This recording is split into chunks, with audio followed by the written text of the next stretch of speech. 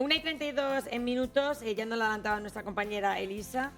Hablamos de gripe aviar. Hoy nos acompaña Úrsula Hofle, ya doctora y miembro del grupo del Instituto de Investigación en Recursos Cinegéticos. Irek, bienvenida, ¿cómo estás? Gracias. Un placer que vuelvas a estar con nosotros. También nos acompaña Vicente Arriscado, presidente de Avican, bienvenido. Bien allá. ¿Qué tal, Vicente? Días difíciles también para Avican. Y al otro lado está María del Mar Tomás. Ella nos va a acompañar también en esta conexión, que es doctora en microbiología y portavoz de la Sociedad Española de Enfermedades Infecciosas y Microbiología. Bienvenida, doctora, un placer tenerte en el programa. Bueno, y es que hay que estar preocupados. Tenemos una última hora, para que se hagan una idea. Con la última hora que les voy a contar, tenemos ya hasta 9 focos de gripe aviar con aves de corral. Las últimas que hemos conocido en Madrid, en Valdemoro, han tenido que ser sacrificadas hasta casi 500.000 gallinas. Los dos otros focos, que tienen que ver mucho con el foco de hace 2-3 semanas en Valladolid, en Olmedo, en el que ya se tuvieron que extinguir casi 800.000 gallinas, pues se suman estos dos focos. Son 3 focos más a los que hay que añadir, Julia Carrero, buenos días, los focos que hemos tenido en Castilla-La Mancha.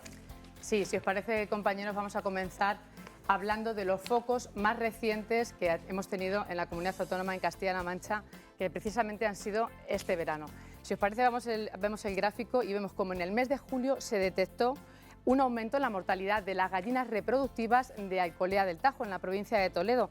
Rápidamente se procedió a sacrificar 50.000 gallinas tras la confirmación del virus.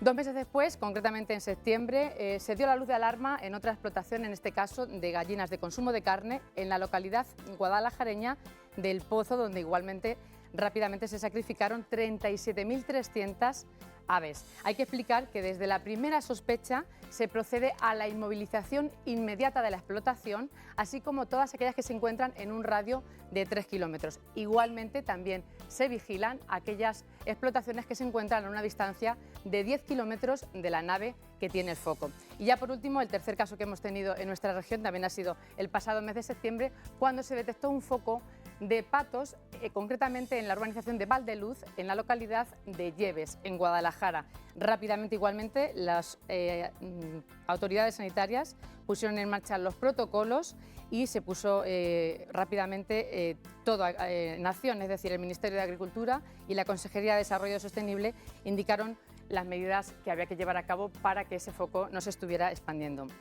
Y me gustaría trasladarle la primera pregunta, si os parece, compañeros, a María del Mar, que nos está escuchando, porque si el origen de esta gripe aviar parece ser que está en la migración de esas aves migratorias, quiero trasladarle cómo las gallinas que están en las naves, en las explotaciones de nuestros avicultores de Castilla-La Mancha, finalmente se contagian y de qué manera deben nuestros avicultores proteger a sus gallinas.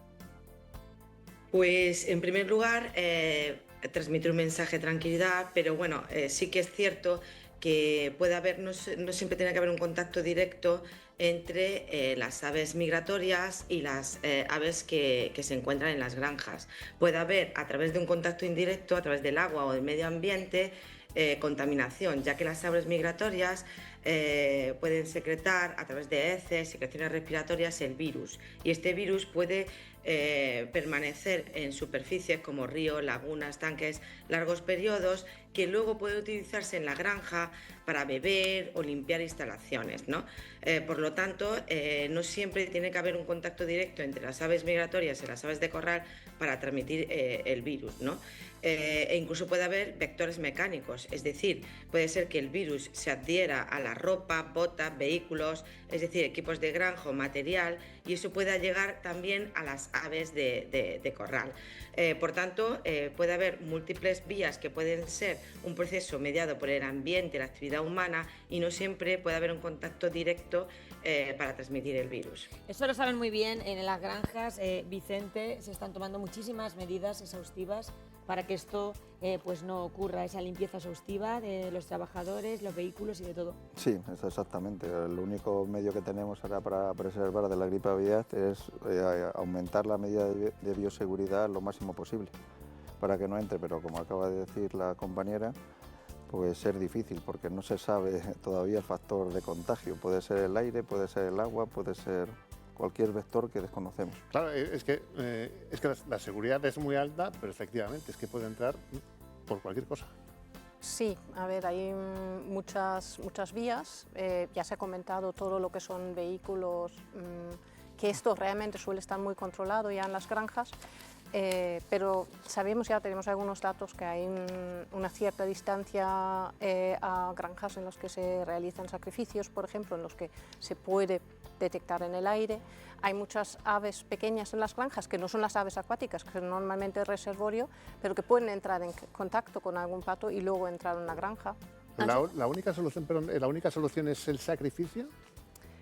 Hoy por hoy sí, hoy por hoy en la Unión Europea es la política que se lleva a cabo, que es cortar el brote en su origen, sacrificando la totalidad de los animales de una granja y crear estas zonas de control y vigilancia, la zona de restricción de 3 kilómetros alrededor y la de 10 kilómetros, mientras que en otros continentes, otros países se realiza vacunación, pero aquí hoy por hoy es la erradicación. Nos llama la atención muchos puntos, como que se ha adelantado, ¿verdad?, esta gripe aviar. Empezarán los focos el 18 de julio, llevábamos 2 años sin haber detectado ningún caso. Y hay una pregunta que se está haciendo la gente en su casa y te la traslado, María del Mar, Tomás. ¿Podría derivar esto en un coronavirus? A ver, es importante comentar que bueno, el riesgo es muy elevado y muy alto, con alta patogenicidad, especialmente en aves. En humanos, por ahora, el riesgo es bajo. Cierto que los casos que ha habido han sido esporádicos en un contacto directo del humano con el animal, o sea, con el ave o incluso mamíferos, que ha habido en los últimos meses casos, pero por ahora no se ha detectado una transmisión en humanos constante, entre humano y humano. Por tanto, sí que el riesgo a nivel poblacional es bajo. Sí puede ser mayor y hay que tener mayor control en los profesionales que están trabajando con estos animales. Presidente de Abicán, a ver, hay una cosa que nos llama mucho la atención, ¿verdad?, que no se había registrado prácticamente ningún caso desde 2023 y ahora se están juntando varios. Es como si hubiera habido una tormenta perfecta para que se desencadenara todo esto. Sí, pero nadie sabemos el porqué. Del por qué ha pasado este tiempo sin tener ningún caso, como tú bien comentabas, desde el 22, y de repente ha aparecido hoy en cuestión en el caso de en el caso de Castilla-La Mancha, Madrid y Valladolid, en cuestión de 2 semanas. Claro, ha tenido que pasar algo en los recursos cinegéticos. ¿Vosotros qué estáis viendo o qué os llama la atención para que haya ocurrido esta explosión? Haciendo una comparativa con años anteriores, Úrsula. A ver, coincide este año la como reaparición de este virus, que la verdad es que en fauna silvestre nunca ha desaparecido del todo, pero que justo coincide con el mayor momento de movimiento de aves que han nacido este año en migración, es decir, de las zonas de cría hasta el sur. Aves muy estresadas porque están haciendo un gran esfuerzo físico, se están juntando en grupos grandes, animales que normalmente son más bien individualistas. Estresadas. ¿Por qué están estresadas? Pues porque están moviéndose en grupos grandes, en especies que muchas veces son territoriales, es decir, que normalmente quieren estar solos con su pareja y ya está. Luego además están estresados por falta de recursos. Durante el viaje que realizan del norte al sur, de su zona de cría, su zona de invernada, muchas veces no toman alimento o tienen que buscar sitios. Y luego el último factor es que, a pesar de que ha llovido mucho, ahora a finales de verano tenemos pocas láminas de agua, tenemos pocos sitios donde pueden hacer sus paradas para volver a alimentarse estas aves. Entonces, las que hay se juntan en espacios reducidos y a veces incluso, como ha pasado en Andalucía, en parques, por ejemplo, porque es donde pueden encontrar algo. Esto es un poco la tormenta perfecta para la transmisión entre ellos. Si esta transmisión aumenta, también hay más fuentes para las granjas, por ejemplo. Bueno, María del Mar, en el caso de los contagios, evidentemente es mucho mayor en aves, evidentemente, que en humanos, y se ha llevado a cabo una vacuna como medida de prevención en aves de granja, ¿verdad? Sí, se sabe que hay estudios ya en vacunas inactivadas, que son las más empleadas en pollos y en pavos, y se producen a partir de las cepas de H5 y H7.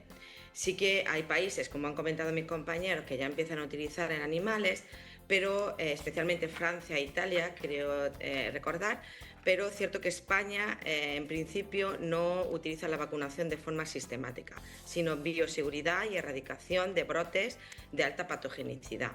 En humanos hay prototipos que están totalmente experimentales. Hay una plataforma de vacunas de ARN que podría iniciarse de forma rápida en caso de riesgo pandémico, pero es cierto que estamos en fases iniciales y experimentales a este nivel en humanos. ¿Hay algún laboratorio incluso que está mirando la posibilidad de hacer una vacuna para humanos, lo que estabas comentando tú ahora mismo? Lo que pasa es que estamos contando una realidad que es la que es, pero por supuesto hay que transmitir ese mensaje a la población de tranquilidad. Sobre todo tenemos que decir que somos el país principal productor de huevos. Somos un país donde nuestras granjas siempre hemos presumido de tener a nuestras gallinas, como yo he dicho siempre, en hoteles de 5 estrellas, y eso es así, presidente. Sí, es así es. Entonces, eso también tiene que tranquilizar a la población. Nuestras gallinas no están en cualquier sitio, nuestras gallinas están muy bien atendidas y muy bien cuidadas, y eso va a beneficiar seguramente que esto no vaya más, presidente. Esperemos que así sea. Hay mucha preocupación, imagino, también en el sector, No, pero por otro lado, supongo que entre vosotros también... ¿Cómo habéis gestionado siempre en vuestras granjas? Es algo que está a vuestro favor. Sí, pero como te he comentado antes, una vez que estableces la medida de bioseguridad, y en el caso de que ha hablado tu compañera, que en el tema de las reproductoras, que han sido los casos que se produjeron tanto en Alcolea como en Guadalajara, en El Pozo, las medidas de bioseguridad son extremas. Presidente, le todo usted preocupado. Está Sí, estoy preocupado porque como productor estoy preocupado. Pero sí, claro, es que las consecuencias económicas empiezan a ser evidentes, Julia. Efectivamente, sobre todo si tenemos en cuenta que estamos hablando de un superalimento como es el huevo, que se consume muchísimo en nuestra población porque tiene un gran aporte de proteínas. ¿Qué ocurre? Que, como estamos explicando, después de detectarse esos focos, lo más importante es sacrificar a esas gallinas. Si disminuye significativamente el número de huevos, pues eso se notará en nuestros bolsillos. Lo vemos en el siguiente gráfico. Las consecuencias económicas de esta gripe aviar ya se notan en los supermercados. Si el año pasado, en 2024, una docena de huevos rondaba entre los 2,7 y 2,10 euros, a día de hoy, acercarse al súper y comprar una docena de huevos está ya en 2,80. Según la Organización de Consumidores, la OCU, este incremento es de hasta un 25%. Y estoy convencida que, ya que tenemos al presidente de Avican con nosotros, esto se nota en nuestros bolsillos, pero también los avicultores en esas granjas pues también estarán notando y también les estará pasando factura a nivel económico esta gripe aviar. Como tú bien has dicho, en el caso de la elevación del precio es que es un tema de oferta y demanda. Y en el caso del mercado europeo ya estaba tensionado porque a principios de verano hubo un sacrificio en Polonia de 6-8 millones de ponedoras y ya andaba escaso de producción. Y ahora, a medida de que normalmente estos meses son de muy fuerte consumo de cara a la campana navideña, de que interviene mucho la industria, y ahora nos podemos encontrar con un problema de desabastecimiento. Exactamente, que eso podría ser preocupante también para la población.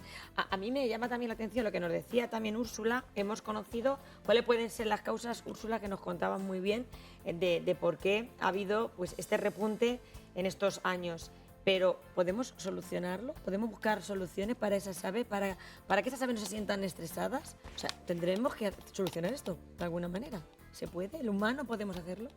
Bueno, el humano puede hacer ciertas cosas para mantener los espacios que necesitan para... ¿Qué cosas? Por ejemplo, muchas veces ahora hablamos de ecosistemas y pensamos en un humeral, pero muchas aves donde encuentran al final el alimento, y eso es a lo mejor en un vertedero urbano, porque no hay humedales ya suficientes, o porque es más atractivo porque hay más alimento. Entonces, reducir este tipo de ecosistemas, que además juntan muchos más individuos en mucho menos espacios, especies que normalmente no coincidirían, como pueden ser estorninos y aves acuáticas, eso posiblemente podría mejorar la situación. Desde luego que sí, que lo podría mejorar en cualquiera de los casos. Y esta pregunta se la traslada a nuestra doctora en microbiología. Se está utilizando la vacuna. Si no me equivoco, doctora, en el caso de vacunar a un animal frente al virus afecta a la cadena de comercio. ¿Le afectaría realmente tanto? La vacuna, sí, en principio no se aconseja la vacunación, supongo que mis compañeros sabrán más que yo también en este tema, la vacunación universal porque podría enmascarar la circulación del virus. Por eso España ha optado por la bioseguridad y el sacrificio sanitario de los animales. Pero como hemos comentado previamente, es cierto que hay países en Europa como Francia e Italia que están empezando a vacunar a las aves de corral. Por lo tanto, hay que ver en los próximos meses cómo evoluciona, hacer una monitorización de la situación a través de biología molecular. Necesitamos redes centinela, laboratorios de referencia, secuenciación y con una coordinación internacional en una estrategia One Health para ver cómo va evolucionando el virus en los próximos meses, porque esto ya en Estados Unidos ha supuesto un impacto económico importante. Y por tanto hay que estar no en alerta, pero vigilancia en los próximos meses. Claro, pero es que esa incertidumbre, que es una incertidumbre importante, se traslada a nuestras granjas. Sí, evidentemente, porque al final, como ella bien dice, nosotros ninguno tenemos ninguna herramienta que no sea nada más que la bioseguridad y poco más podemos hacer. Ya lo transmitimos en el anterior programa que estuvimos aquí. Y antes estábamos comentándolo con Úrsula, que ella detecta de que al final hay especies, el problema está en la fauna silvestre, que hay especies que antes no estaban contaminadas de gripe aviar, como puede ser el buitre, y ahora sí. Y ahora sí. Y perdone que esto diga así, porque es verdad que cuando tenemos un asunto de estas características, insisto, ya son 9 focos con los que hemos conocido de Madrid y de Valladolid, al final se pone el foco en todos. Al final se señala un poco a todos. No sé si se sienten observados ustedes. Así. No, pero no podemos sentir observados porque esto es una especie de maldición. Totalmente, es una situación complicada, pero que al final porque no estamos haciendo nada malo. Está claro, pero es que la sociedad es así a veces. Por eso. No, bueno, ya la sociedad poco podemos hacer. La sociedad lo que tiene que hacer es consumir huevos con tranquilidad también y consumir carne de pollo, porque todo lo que ustedes van a encontrar en los lineales de los supermercados y en las grandes superficies está perfectamente testado y no van a tener ningún problema. O sea que, por supuesto, no dejen de consumir ni de comprar carne de pollo ni huevo, porque todo lo que ustedes consuman en nuestro país está perfectamente testado y sale de los mejores lugares, de las mejores granjas. Antes hablabas de los buitres, Vicente. Hace poco veíamos unas imágenes que a mí me llaman la atención. Se habían visto incluso en un pueblo de Ciudad Real algunos buitres cerca de las viviendas. O sea, es como que esos animales que antes los veíamos lejos, y permíteme que utilice esta expresión, Úrsula, están más cerca. ¿Qué está ocurriendo? Bueno, Me llama la atención eso, simplemente observando como ciudadana. la verdad es que no es algo nuevo. O sea, esto al final todos los años pasa porque, o sea, nuevo lleva pasando un tiempo, pero sea con buitres, sea con otros animales. Pero en buitres es muy llamativo porque son muy grandes, pero es lo típico, al final de verano los pollos que se emancipan, que los padres ya no los alimentan, pues no saben encontrar alimento a lo mejor. La situación en el ambiente es cada vez hay menos recursos, cada vez está más seco, entonces ellos buscan y pueden terminar en una piscina porque es el único punto de agua que encuentran.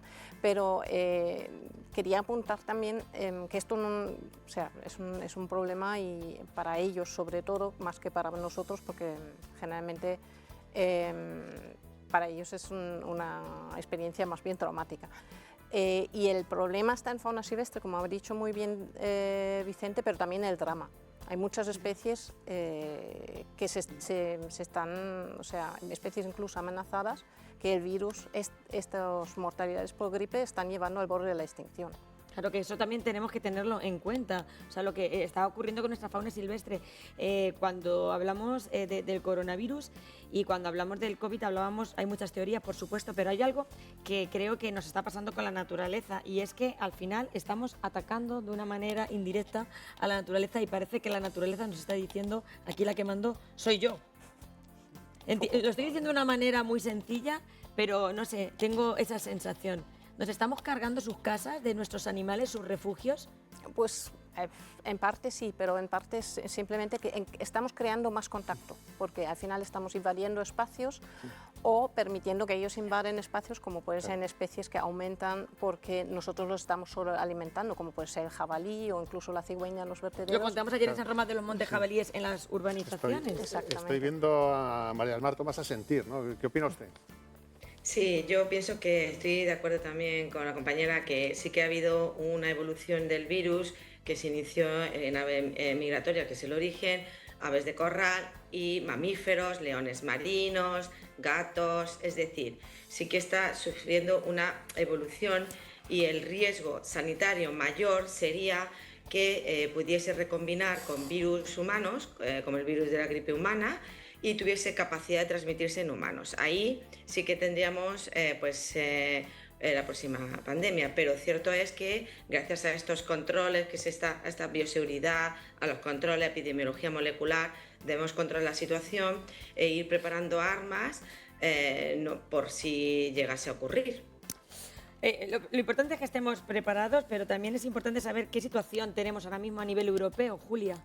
Pues es importante estar preparados y prevenidos porque es que además el sector del huevo en España es tremendamente importante. Lo vamos a ver en un gráfico en el que vemos cómo España se sitúa como el tercer país productor más importante dentro de la Unión Europea, seguido de Francia, que tiene un 14,4% de producción, y Alemania con un 14,1%. En tercer lugar, como digo, se encuentra España, que produce el 13,5% de todos los huevos que se producen en la Unión Europea.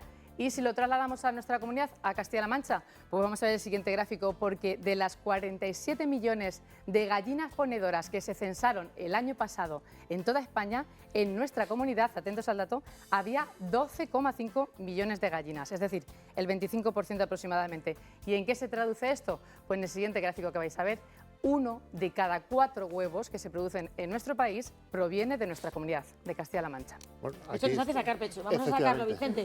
Vamos a sacarlo. Tenemos que sacarlo, porque, oye, ahí tenemos nuestros huevos con nuestro sello. ¿Se están haciendo las cosas muy bien? Sí, la verdad que como a nivel de producción no se pueden hacer las cosas mejor. Somos, creo, muy competitivos y, de hecho, lo que estamos diciendo, ahí están los datos que reflejan el grado de competitividad que tiene la industria a nivel regional. Y en cuestión de instalaciones, de todo, de medios, poco más se puede hacer en temas de bioseguridad. Muchas veces al final, cuando ve el consumidor un huevo en los lineales, no sabe el trabajo y la tecnología que hay hasta que llega ese huevo ahí. Y cómo ese huevo que no vale pasa por esos detectores, que a mí me llamó la atención. Yo he visitado muchísimas granjas y me llamaba la atención como muchísimos huevos no llegaban a pasar el control. Yo decía, pero si estaba perfecto. O sea, que esto demuestra cómo la gente que tenéis trabajando además en vuestras granjas, todo el proceso desde que la gallina ponedora pone ese huevo hasta que ese huevo es envasado y llega a los consumidores. Por eso, desde aquí, desde esta televisión pública, mandamos también, por supuesto, ese mensaje de tranquilidad. Y luego, a nivel microbiológico y todo, está testado y podemos estar tranquilas. También, María del Mar, me gusta que estés ahí aportando ese contexto de laboratorio que siempre nos hace como relajarnos a todos más. Sí, yo creo que los controles ahora mismo en España son importantes, se hacen técnicas de biología molecular, tanto al personal que está en contacto con los animales como los productos, se hacen cursos de formación profesionales que están trabajando en granjas, por lo tanto yo creo que a nivel nacional sí que hay una red importante de trabajo. Bueno, y eso la doctora nos lo puede explicar también mejor, ¿no? Estamos a la vanguardia también aquí en Castilla-La Mancha, en la Junta de Comunidades, la Universidad de Castilla-La Mancha, en investigaciones. Sí, además, no solo en gripe aviar, en general, sí, en todo, en lo que son enfermedades que tienen un contexto entre fauna silvestre y animales domésticos, justo en Castilla-La Mancha, en nuestro centro, hay muchos procesos, muchas metodologías que se están poniendo a punto a nivel de ver cómo coinciden las poblaciones, poder predecir riesgos en los que nuestro centro es un modelo que se sigue a nivel europeo y en proyectos en conjunto con muchos centros. Déjeme que lo diga así, también a usted, doctora, que está al otro lado del vídeo. Son una especie de ángel de la guarda ustedes para nosotros. Ojalá. Bueno, aquí que son unos eslabones, ¿verdad? Que están son eslabones que están en la cadena. Todos trabajando juntos. Claro, para que todo vaya bien, desde luego. Exacto, porque a medida de lo que estamos haciendo, esto es igual que cuando una prueba, cuando tienes competición, pues te hace ser cada vez mejor. y cada vez más eficiente, y por eso el que esté sometido a controles, el que te estén ahí las autoridades continuamente haciéndote controles de tanto ganaderos como a nivel del huevo propiamente dicho, pues te hace ser mejor. Por supuesto, desde luego que sí. Bueno, pues te vamos a dejar, María del Mar, que sigas en tu laboratorio, doctora en microbiología y portavoz de la Sociedad Española de Enfermedades Infecciosas y Microbiología. Nos quedamos mucho más tranquilos habiéndote escuchado. Gracias por estar con nosotros y mandarnos pues ese mensaje tranquilizador. Gracias, un abrazo. Gracias, enorme. un abrazo. Hasta luego. Úrsula, conclusiones. Pues es una enfermedad, una de las cosas que los que trabajamos con este virus, lo único seguro que sabemos que es imprescindible.